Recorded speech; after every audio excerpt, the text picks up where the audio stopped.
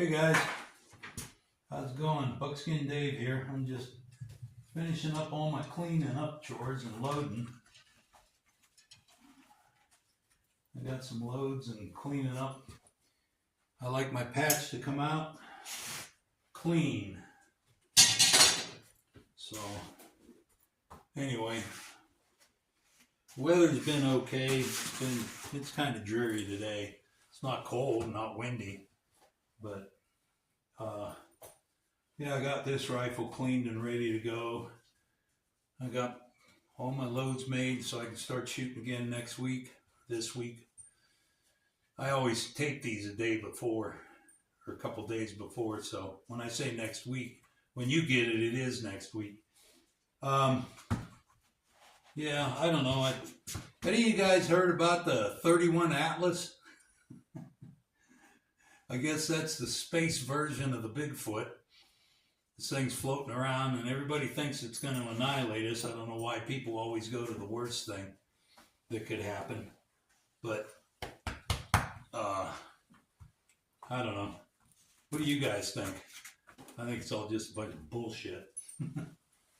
But that's the kind of stuff we see on these news feeds anymore. You really don't know what's true.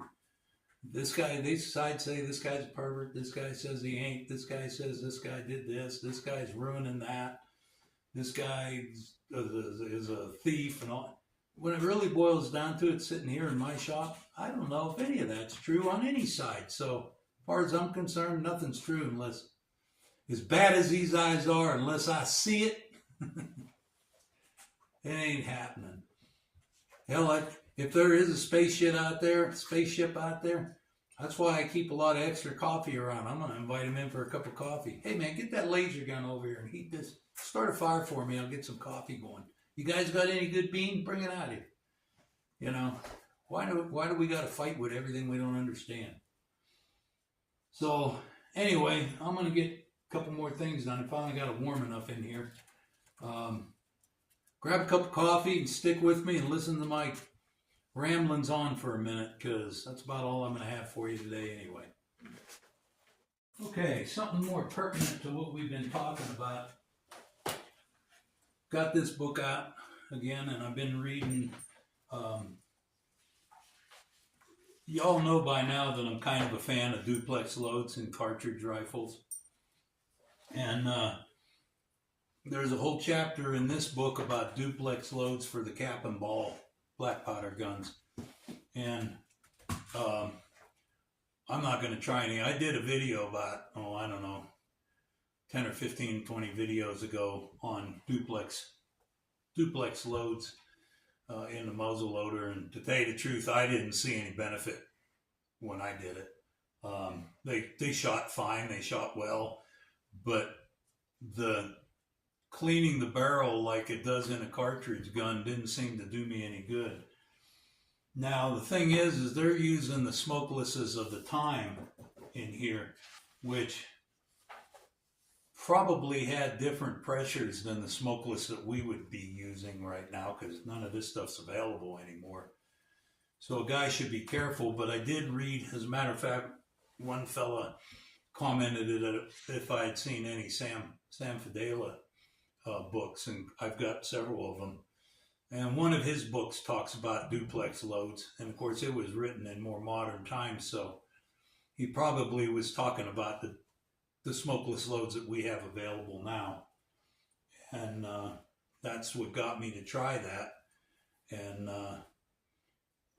this whole section is on loading your rifle, and they talk about banging trying to get, you should, when you load your muzzle loader, cap lock, or even a flintlock, you should pretty much have even pressure all the way down to the powder and seat it, and not bang it down on the powder, because theoretically that'll disrupt a ball that's soft and maybe have a problem with accuracy.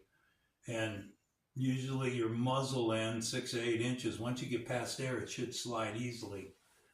But after a couple of shots, you can't almost help but really getting it going down. It just don't want to go down. And he says that means your patch is too big, or your ball is a little too big, or whatever, and that may be true. but I've tried all different kinds of stuff, and I still, after a couple of shots, it's tough. That's why I tried the duplex load to see if my second shot would, and it really didn't improve that much. So I don't know, but it's something you can try if you want. He says most of the small amounts of smokeless, they're like recommending like 3 grains of DuPont smokeless shotgun powder, which, like I say, it's a powder of the old days. He didn't think it would build up enough pressure to be a problem, but it's something the guy could try. Like I say, I tried it. I'm not doing it again because it didn't do me any good. I didn't really go back a little ways and watch that video if you want. It really didn't do me any good. But it's interesting to read about what other people were doing. Then they start talking about buckshot and round ball. A lot of the cap and ball guns were smooth bores. And personally, I think the smooth bore was probably the best gun to have on the frontier because you could put shot in it. It was accurate enough at, 7,500 yards that you could take bigger game with it, with a ball. And so that would probably, even though Hollywood romanticizes the rifle, the long carabine, I think that the smart guy probably had guns that were all shotguns, like this one here. It's a double barrel cap lock shotgun. You have one barrel with shot in it and the other barrel with a ball in it. You're creeping through the woods, you can use whatever barrel that was the proper barrel for whatever came in front of you, whether it was a deer or a grouse.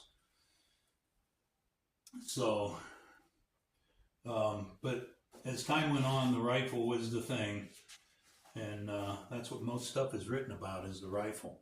This one gets into buck and ball stuff, so that's kind of interesting. There's just all kinds of stuff that you can do with these. That's why they're so interesting to me. There's so many different things. And seeing what other people tried way back when that was the only thing there, and they were trying to get a little more out of what they had to work with, that's kind of cool. Anymore, if you're trying to get more out of your muzzleloader, then maybe you ought to go to a modern muzzleloader. If you're trying to get more out of that, maybe you ought to have a cartridge gun. I don't know. Seems to me if you're going to use a muzzleloader, use a muzzleloader the way it was used by the guys that didn't have anything else to try. So, anyway, I'm going to get back. I got a couple of, I bought a couple new security cameras. The ones that I had on the place are starting to fizzle out, and I'm giving a try to the solar ones because they're all wireless. You screw it up to the wall, put an app on your phone, and it's supposed to work. So I bought a couple of those, and I'm going to start replacing the cameras that I have with them, and I'm going to try to do that today before the wind gets kicking up. I was going to do it the other day, but we had a 30-mile-an-hour wind, so I didn't get done. Anyway, once I get that done, I can report to you if they work good or not. I don't know. They probably work fine. A lot of people are using them. So, but I like to be able to, and these new cameras are kind of cool, man. Some of the more expensive ones, you can set them so that if a deer walks past there, it'll only ping on like a human person, or it can identify different things. Well, hell, if I have a deer walk past my camera, I want to see it. So, but they have them with, like, the UPS guy comes and you see him on your phone. The phone will alert you if somebody's on your driveway.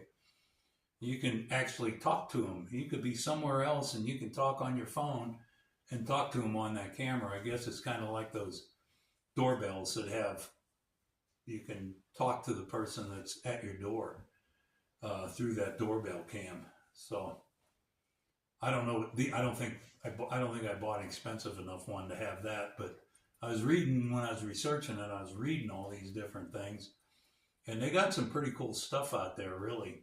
Especially for, I don't know how many of you guys live kind of out in the boonies, but it's kind of good if you do leave your place, which I rarely do.